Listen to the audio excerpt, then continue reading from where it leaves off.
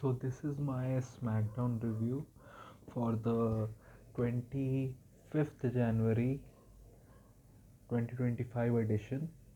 I think this Smackdown was the Smackdown that I felt the most bored throughout. The last week it was a long Smackdown, but I was not bored throughout it. This Smackdown was certainly the one that I was bored throughout, and I was like, it's very long. Like I think it was the Chelsea and Piper Niven versus B Fab and Michin match where I was the most bored for the show, and I was like, it's not even been an hour yet or something. This show was weirdly structured. I didn't like the pace of this show. It felt like it was booked at the last minute. The and I will make a separate video about what are the problems that prevail in SmackDown and how can you fix SmackDown. You can say it's been a month only, but in this month we have seen glaring problems that exist in SmackDown. So I hope that they do things to fix it, but it feels like they don't really care. I like there were some complaints that people had that I didn't really care about. There were like three champions getting pinned in one night. I was like, I don't really care if that makes sense. Like first Liv pinned Bianca because there were all these distractions. I would have preferred if she pinned Naomi because Bianca rarely gets pinned. But in a way, they are giving her a big win because Liv just lost to Rhea.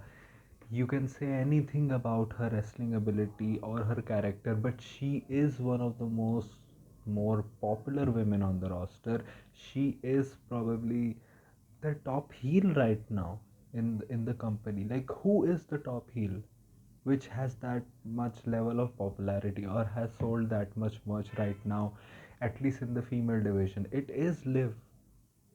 So she gets her pin here, and she and Raquel will take those titles off Bianca and Jade. Maybe we Bianca and Naomi, maybe we see them interfere tomorrow. Maybe they have a match where Jade comes back, Liv and Raquel get them. I had always fantasy booked them only taking the titles off Bianca and Jade at that time, but now Bianca and Naomi. And also the thing is, it felt like there were at least on this show, it felt like there were matches that were booked because they had reasons to be booked. Like Johnny Gargano versus Apollo Crews makes sense. LA versus Tama Tonga makes sense to have. But then you have certain, matches like the six women tag match where it felt like this is one of those 2015 SmackDown or something. Someone comes out, interrupts, oh, we have a tag team match player, and they have a tag team match. Whether for at least the past few years we have been accustomed to matches happening because there have been feuds going on, or it makes storyline sense for them to have, even in like under kayfabe, having these many like let's have a tag team match player. I'm like, okay, maybe, but it just feels like lazy booking to me, because it also feels like they're putting in matches because they don't really have any like segments or like long term story plot lines that they can show visually on the television. Like at this episode of Raw, like it was like all throughout the show there was an arc of Sami Zayn, like Sami Zayn, wanting to become world champion. Sami Zayn involved in the Seth Rollins feud. Like there had the episode was about Sami Zayn. There were other things also there. But here on SmackDown, it doesn't feel like that. Like we started the show with Joe Tessitore and Cody Rhodes. Like Cody Rhodes in his promo just said buzzwords. I get it that you don't want him to say a lot because you want him to say a lot tomorrow at Saturday night's main event. And it's just that the way he said it, it felt like, he was just getting through the promo, and just he had nothing substantial to say. He was a little bit like nonchalant also about it. The way he said, oh, KO, and everything, it was like, yeah, he's just saying buzzwords. He doesn't really want to say anything like big. He said KO takes, cheats 9 out of 10 times. So, like, okay, like, not really. Like, the reason that he's not Universal Champion right now was was because he didn't go and cheat 9 out of 10 times. Like, if he wanted to, he could have, broke your knee and won the championship, but he couldn't. But in a way, you can say also that after that he has cheated many times. I mean, technically, he cheated against Roman. He cheated against Rey Mysterio. Like, he then lost. But can you say like really he cheated on wins? It was only really a long promo also. Then Cody went off. The thing with that this show had was like Strapley, which is a wild name, but you can say that there is chemistry there because Tiffany couldn't stop smiling. Like, she had to break character when Rhea showed up. They all said a bunch of nothing. The thing is with that I don't mind Naya or Liv doing promos, and but they have to be short. Naya here I liked. Liv also here I liked. I think Naya saying promos only makes sense when her heel character is not too uh, too serious. Like, her heel character for a while has not been like the too serious type heel character. Like, it has that funny elements. It has her being kind of like you know a different type of heel also, not the monster heel that she always is. So it makes sense for them. The thing only problem with this segment is the men have been doing the same segment. It's just that the men had these segments like planned out over a month, and there were like multiple segments. There were individual segments like John Cena announcing, like Sami Zayn announcing. There were multi-man segments like Drew, Seth, and Drew, Seth, and Punk announcing.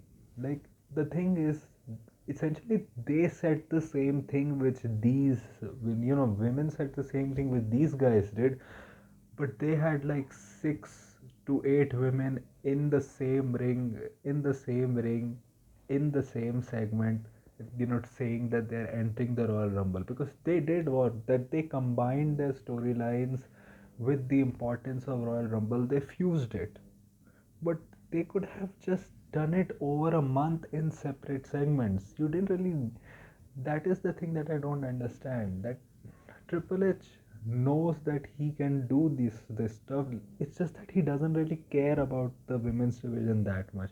He cares about the storylines that are doing well on TV, and apart from that, he puts minimal effort into a lot of other things. We saw that with the tag division. Like, he had his Rhea Ripley versus Liv Morgan storyline, he had his CM Punk Drew storyline, then he had his Seth Bronson storyline and Bloodline storyline also. And he only cared about those storylines. Storylines. So, but Triple H has to know, like, he should know. Nobody is demanding like CM Punk Drew level storylines for the women. Just give them basic storylines. Just give them like time in the ring, time on the mic, and that's that. Beyond that, people can complain, but overall majority people won't care that much. But right now, we see that you don't really care about the women's division, and it sees you know I don't even really want to talk about this segment because it was like, okay, like, they built them up. The only thing that I would is that I didn't like the Bianca Naomi part. They were just laughing at each other. I get what they were trying to do, like, they are laughing but they're kind of like even in their laugh, they're kind of like, I'm going to win, I'm going to win. But they didn't do it in the new day type of like condescending people. They did it in a way which was, they did it in a way which was like very like cringe for me. The match was fine. Rhea Ripley is mad over like like they got quiet whenever she wanted to say a word. She got a monster pop. She, even when they showed her graphics against Nia Jax, way after their match, they popped also. Then there was Matthew McConaughey was in the house, like he was a big part of this show actually. Like Kevin Owens came out after a while and he was like, he first confronted Joe Tessitore. He was like, why does everybody want to be a friend of Cody? And then he was looking at Matthew McConaughey and he did like a typical sports team sucks and that kind of, and I was like, why is KO doing this? Like his, like him being a heel should not be like talking about this with an okay, like I don't like KO as a heel. Like okay, Drew also does it sometimes, but right now KO should not do the sports team and all and everything. But then Jimmy Uso comes out, and Jimmy Uso straight away is like, Kevin Owens is like, why are you out? Then Jimmy is like, because you talk too much, and he just punches KO, and then a match is set up like KO versus Jimmy in the main event of SmackDown. Then you had Motor City Machine Guns versus Pretty Deadly. It was a pretty fine match. Pretty Deadly are moving a little bit slowly, but I think they're getting back in their groove because they were like out because of injury. People should realize that also. Maybe they're pushed too early to the main roster, but they have injury issues too. Like they've just come back from injury. But they did fine, and one thing has been that Motor City Machine Guns are the tag team that have gotten over like maybe 80% just because of their in-ring ability. Like them having matches every week, going out, they have a good like 3.5 to a 3.75 out of 5 star match every week, and they always get the crowd into them. This was the week when they didn't get a big pop like from their entrance, but they got the crowd invested in the match. Like when the hot tag was made, people went wild when the hot tag was made. And Motor City Machine Guns got everyone on their side and they won the match. Now they are they don't potentially, they got over the Pretty Deadly, as a distraction to them. But before that segment happened, backstage it was Pretty Deadly and DIY talking. Pretty Deadly was like, yeah man, like we just wanted to be fair, we wanted to be quid pro quo, and Tommaso is pretty much done. He's like, you go face, I know who Motor City Machine is, you go face them and everything like that. And Johnny is doing his good cop routine, like we believe in you and all that. And Pretty Deadly essentially like what about the Garzas? And then you see just Garza staring at them, and Pretty Deadly is like, huh? And they go away. Santos is essentially like their manager or something, now, which is fine because they kind of buried him in the US division. They didn't like, how many times has Santos faced for the US title? And Santos has regressed at least on the main roster in the ring so much. One thing I can say is this tag division is something like, this is the tag division that I always wanted. Where tag teams have actual stories.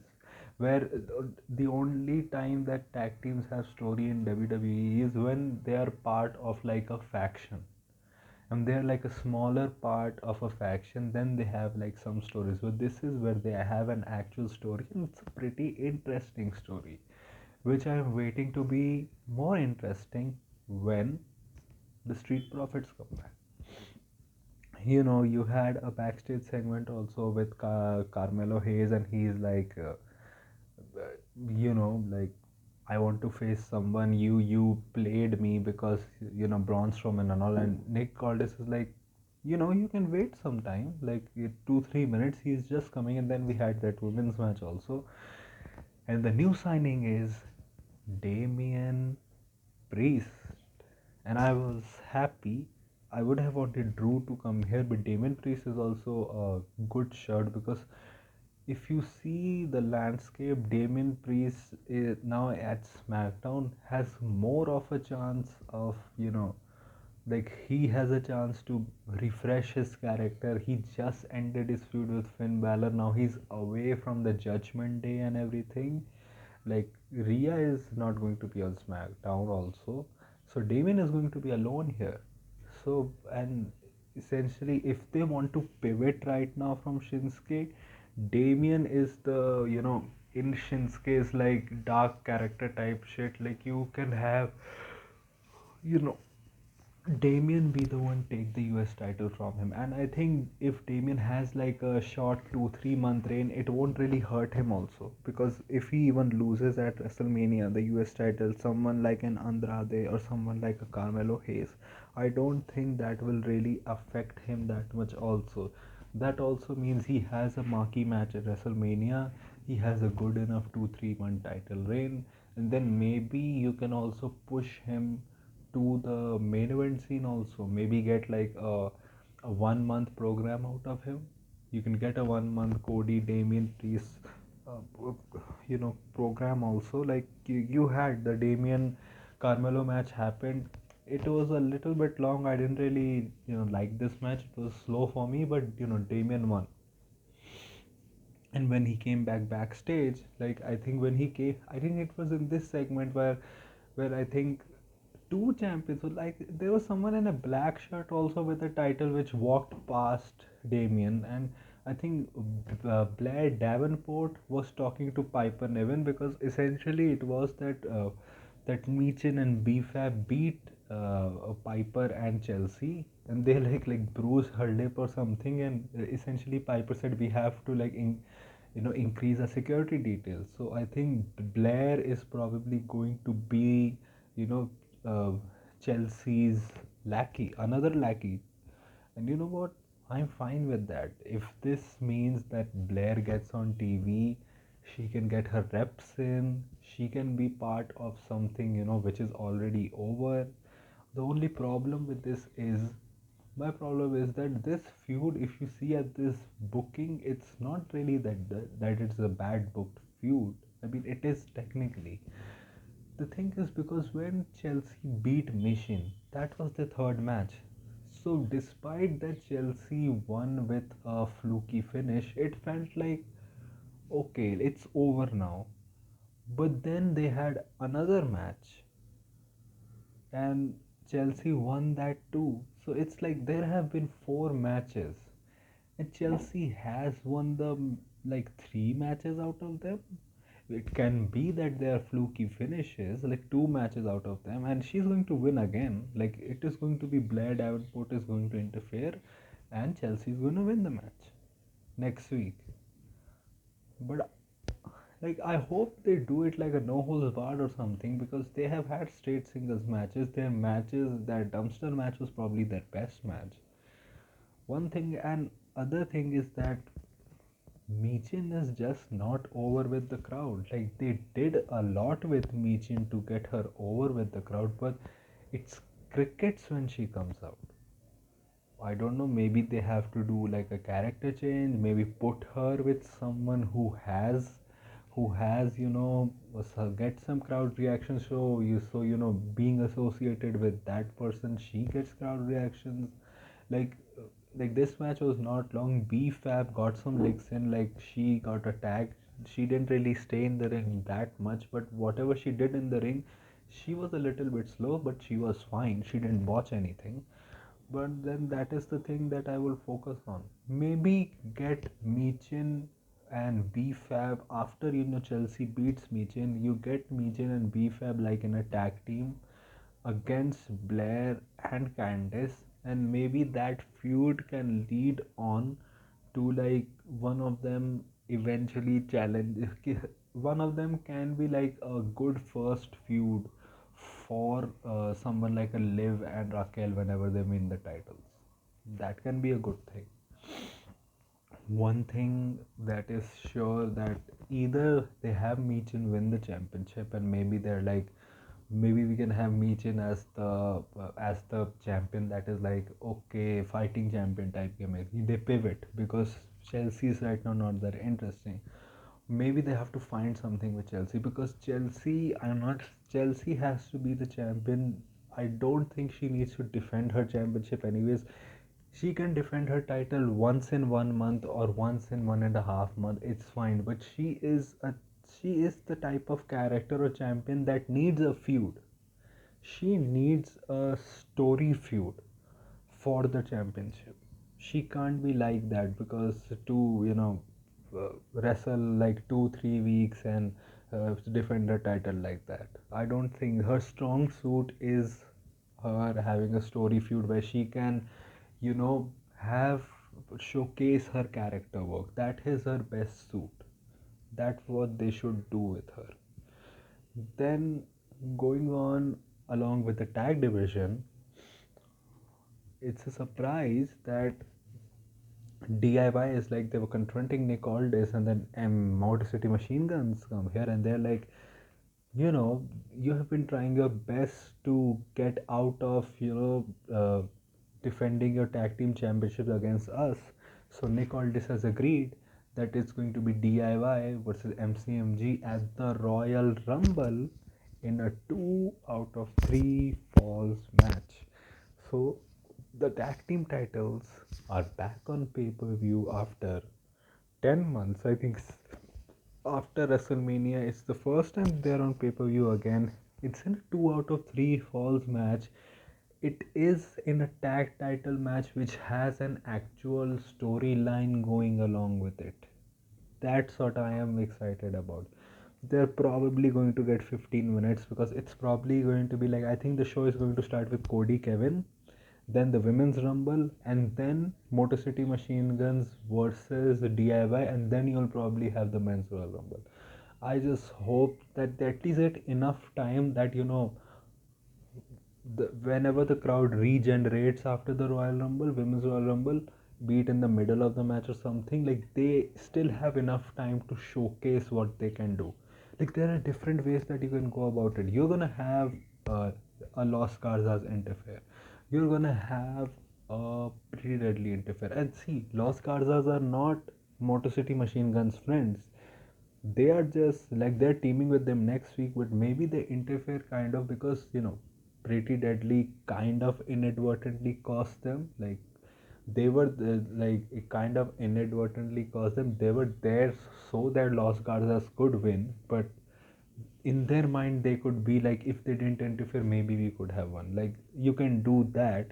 Like Pretty Deadly set Street Profits after Los Garzas anyway, so you can have like an uneasy alliance there. Pretty Deadly is going to interfere anyway. Maybe Street Profits in the end interfere, takes out Pretty Deadly, and that is why that Motor City Machine Guns win the match. Or maybe Street Profits at the end comes out, there is like kind of a mix up between them, and DIY finally wins the match because of them. Or maybe Motor City Machine Guns win the match, and then after the match, you have the Street Profits return, setting up a Motor City Machine Guns versus Street Profits tag team title match. Maybe at an Elimination Chamber, or maybe like at a Smackdown in the future. I think the main goal should be to eventually have the MCMG versus DIY versus Street Profits tag team title match, maybe at a Mania. Because right now, I think my plan would have been different if the Creed brothers would have been on SmackDown, but they are not on SmackDown. So I think this is like the Mania match, the triple threat tag team title match, and that can be the moment where Street Profits, after 4 years, get the titles back on their hands. That's how you book the storyline going forward. What else happened? Yeah, Johnny versus Apollo also happened, where you know Apollo beat Johnny because MCMG interfered, which was fine. LA versus Tamatonga happened. Jacob, like people mentioned on Twitter, like Jacob had some callbacks to his MLW promo because he was like, "I'm Godzilla and King Kong both. You think that you're Godzilla and King Kong, but I'm Godzilla King Kong both." Then he said he had a mean and everything. I didn't understand that part, but people were like, black people were like, "Oh, he said that on national television." I laughed out loud when Tamatonga like stole LA Knight's catchphrase and he was like, with everybody saying yay yay yay yay yay yay yay. I was laughing very loud at that, and they seemed so badass together, Jacob and Tama. There was something else about them. Then you had LA Knight come out, and LA Knight was like Tommy Tonga and everything. I laughed at that also. He did a good joke at Jacob also, like, "I'm going to beat you so bad that you're gonna forget doing this." And when he said, I'm going to take a chunk out of you," I'm like, whoa, that was a little bit. LA Knight versus Tamatonga was fine. LA won the match. Jacob tried to destroy him. Another thing I didn't like was that there were too many announce table spots throughout the night. It just devalued the announce table, like the same problem they had when these reinforced announce tables were introduced. The first Raw where they had them, they every match had them going, trying to go through the announce table. But then Braun came out. I think I liked this part. I just would have liked them emphasize the fact that when Braun threw Jacob over the top rope, Jacob didn't fall down. He didn't like fall on the ground and lay on the ground. When he like went through the top ropes, he was just standing. I think that should have been like one of the main vocal points. How is Jacob still standing? He didn't fall to the ground even after this 300 400 pound man threw him over the top rope. He's just standing on the floor. I think I would have liked that to be a focal point of that. I liked one thing that there were multiple times that Tamatonga tried to like control Jacob, but first time he just threw him, second time he was able to get him. They had like a backstage tail of the tape something. To me it was a little bit like cringe, a little bit Cyber Tuesday type. Many people like that. I would have liked this to be like more of a retro type thing, on this corner weighing 300 pounds like this. It could have been something retro type. This just felt a little bit hokey to me, but it's fine. At least they are doing something to build this matchup. I just hope this is like one of those Braun and Bronson type plunder matches, because that is the best type of matches with Braun Strowman. Like Braun Strowman, after his injuries and everything, he's not something that you can have like good, like proper wrestling matches. And this match, this storyline also kind of demands that they have that type of plunder match. Braun Strowman's neck is huge. It's like what, 22 something. Someone wrote like a sus comment like Braun has neck game, big neck game or something like that. And another thing with the US title, I was like, have they forgotten Shinsuke? But then Shinsuke had a promo where he's like, "I'm going to conquest everything in 2025." Like, I'm like, buddy, you have the US title. Focus on that at least. He's like, "I will win the Royal Rumble. Anyone who wants to take my title is a pretender or something." Like, Shinsuke has a gimmick which people, if look at like the spookiness and like the backstage promo and everything, will be like, it is not really a complex character. His character is essentially, Shinsuke is a guy who believes that he didn't get what he deserved in his career, and it is time to reclaim those things back. Another thing is that Shinsuke thinks that everyone else is a pretender and that he's going to expose them, like he kind of wanted to do with LA Knight. But the thing with LA Knight is, I hope there is a user on Twitter, like his at is BustyLoad619. He was like, we should have had LA rather than doing Bloodline Conquest. Maybe uh, like start thinking about doubting himself. In my opinion, he can still do that. Him going after the Bloodline is essentially because they cost him the US title. This is why he's going. He's going to lose against them, and even then, you can continue the storyline of like LA being like, "Am I losing myself? Like, I went after the bloodline. I still lost. I lost against Shinsuke. What is happening to me? You can do like a LA regaining his confidence, like him being like maybe I am a pretender or something, and him going through trials and tribulations to eventually like beat Shinsuke Nakamura and then go after the US title. You can do that. In I don't know, will you have a LA be the one again to take the title of Shinsuke? Maybe you can do have 3 2 3 months. You can still finish the story before WrestleMania. Maybe get LA as champion at WrestleMania. You can do things. So you had that, but the thing is, Shinsuke, that is a very easy like storyline to book. Like he can go up against Apollo Crews and say that you come out here pretending to have a smile that everything is okay, but in reality, I can see the sadness in your eyes. I can see that you have lost everything. You lost your tag team partner, but you are a pretender, and I'm going to expose you. You can have a Shinsuke Apollo feud. Same way you can have a Santos Shinsuke feud. You have people there to make a US division. You have people like Vinci. You have the Los Garzas also who have been in singles matches. You have Santos. You have Andrade. You have Carmelo. You have Damian also now. You have a singles Jimmy Uso also now. Like you have a Braun Strowman also. Maybe if you want like Jacob together, you can have Jacob, or if not Jacob, you can have Tamatonga there also. You have people that you can build your division around. You don't need necessarily stars in the US division, because this is where you make stars so that they can go to the main event level. And even then you have people like a Damian Priest. You have people like an LA Knight. You have people like a Braun Strowman who are stars in their own rights, in their own corners. But you don't do that. It's a pretty easy thing to like to book feuds. But I don't think Triple H had anything in his mind, because Shinsuke has been off TV for a while now. Even before defending his title, he was off TV. Like it's been more than 50 days. What are we doing? If you didn't have any plans for him, you gave him because you thought that okay, Shinsuke has a new character, that finally my NXT project, my Shinsuke Nakamura can finally get over. But if you want him to get over, give him storylines, give him matches. But now, because I don't think you're gonna have him champion for a long time, maybe you didn't give him for that reason. You gave him for the Noah show also, but the Noah show has been over. So now the only chance is either book him in good storylines back, and those storylines have to be like brief, because he has defended his title like what, once, and even then he didn't win the match. Once in the past 60 days or plus days or something.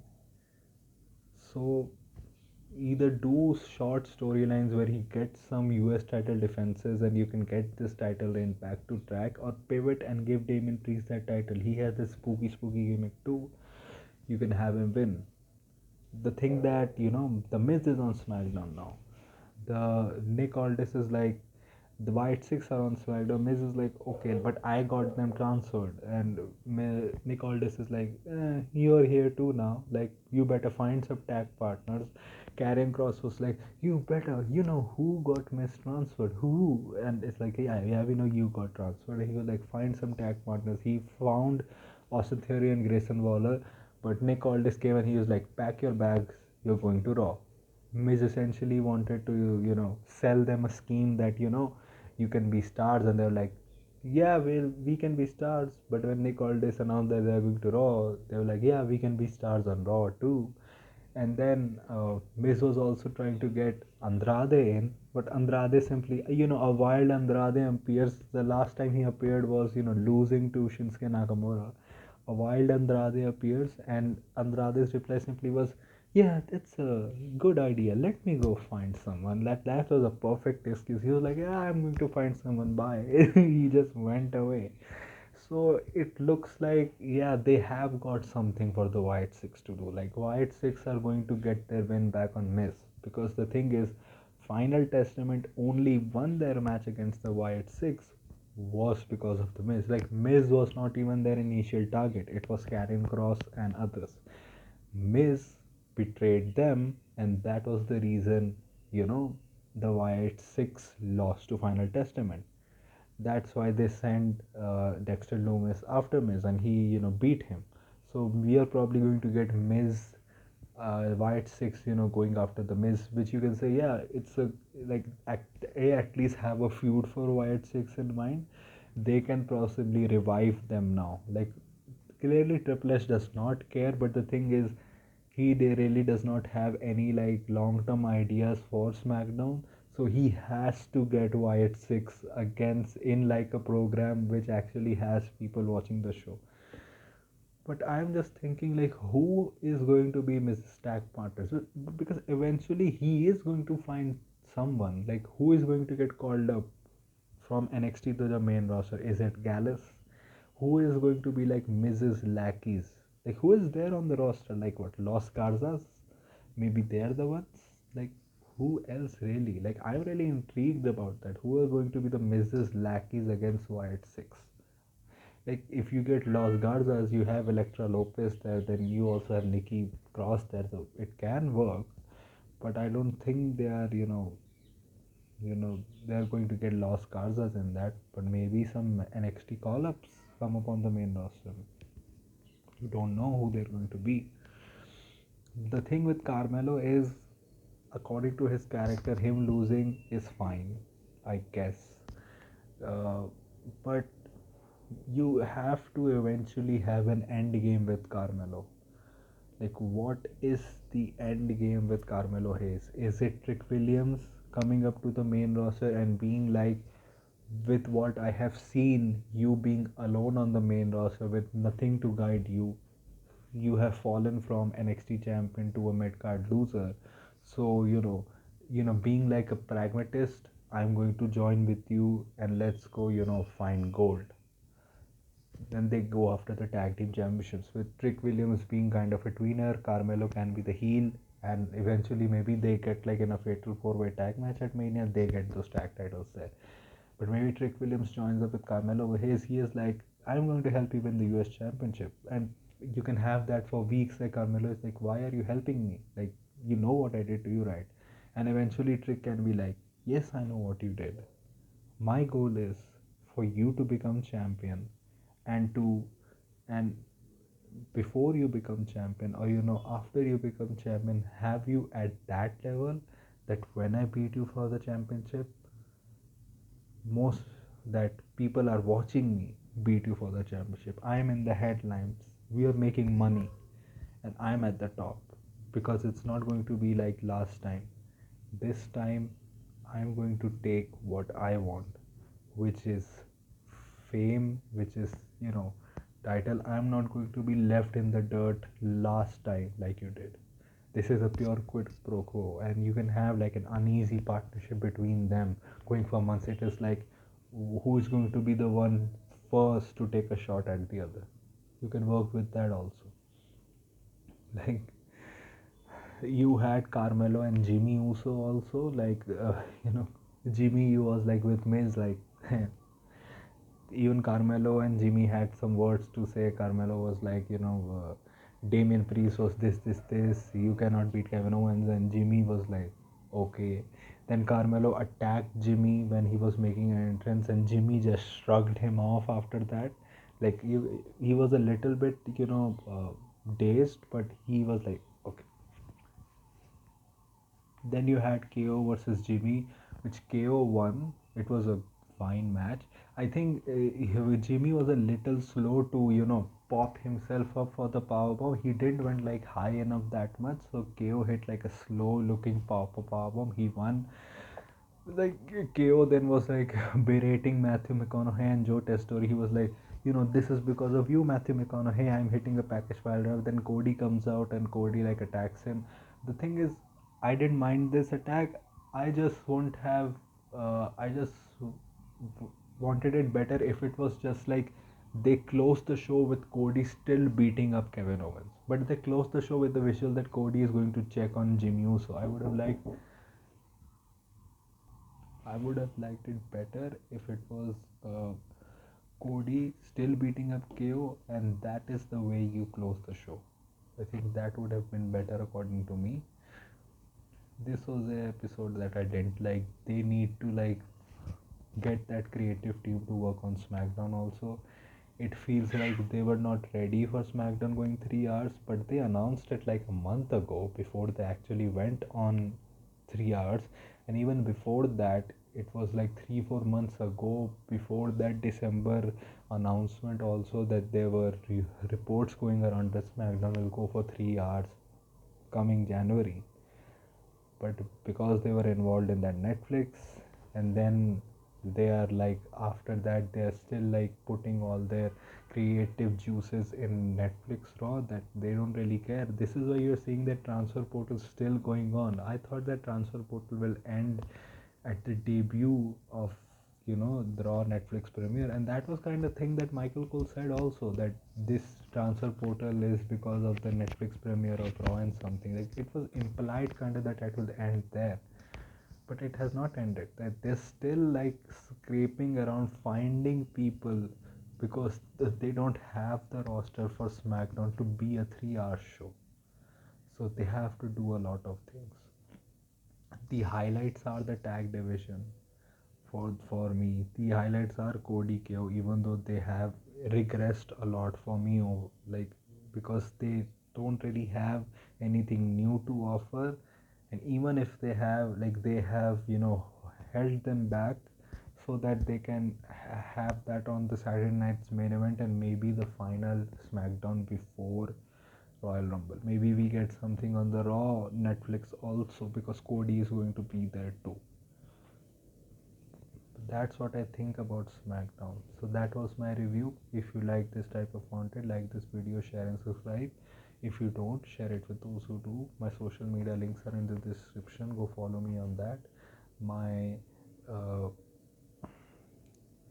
UPI ID link is in the description too. So go donate any amount which you can, because it will help me to become a YouTuber in permanent nature.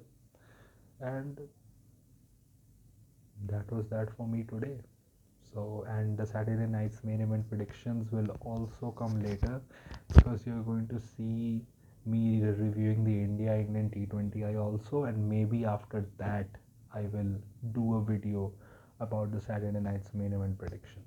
So thank you, goodbye, alvida.